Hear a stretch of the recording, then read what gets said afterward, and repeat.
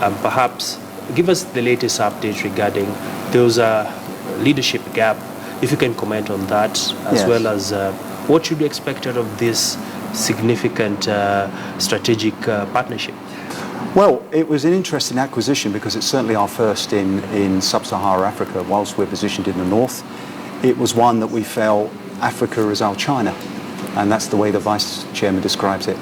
We're a 70-year-old third-generation family, so the first thing we wanted to do was to take the company private, which we did in October 2014. So we're now 100% privately owned by the Alphatane Group. It's third-generation family. We house around 45,000 employees across 32 countries. Yeah.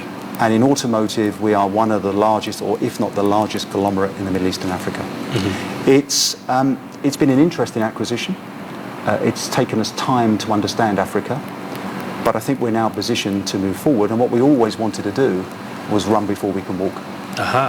Speaking walk before we can run, sorry. Walk before you can run.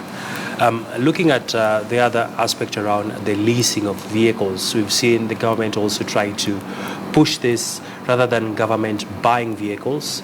They are opting to lease. I don't know, how has this impacted on business from the bottom line? I think leasing is great for business. Why? Because it's a turnkey solution. The servicing cost is already factored in. The replacement vehicle cost, if it's off the road, is factored in. The insurance ordinarily is factored in.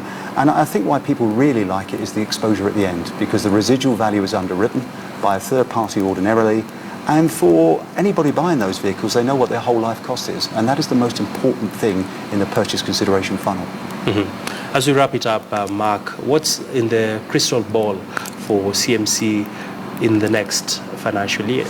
Well, Abby, I can't tell you everything, but what I can say is this. We've now got 8 brands. We've got 3 channels that are cyclical because everyone will have a difficult time. We are now looking for new innovation in technology. We're looking at the digital platform much more seriously. We're looking also at new brands, because the one thing we're conscious of is we need a luxury brand to complete the portfolio. So what I would say to you is in the next year, hopefully I can come back here and say to you what else we've gathered within the portfolio. Of course, I can't let you go without asking.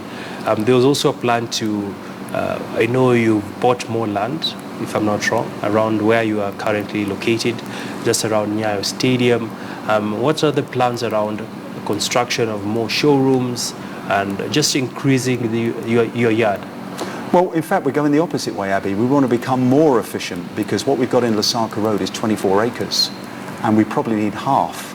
So what we need to do is reinvest in the business and go through a regeneration program of our facilities. The one great thing about CMC is, being 70 years old, we've got large historical properties that have a scarcity value that couldn't be bought today. What we've now got to do is make them work more efficiently. That's a good place to end it. Thank you. Many thanks, Mark. Thank you, Evan.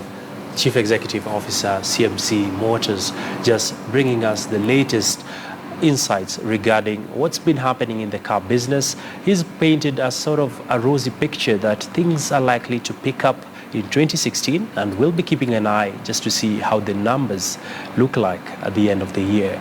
Well, away from that, let's talk about SMEs now. Kenya's furniture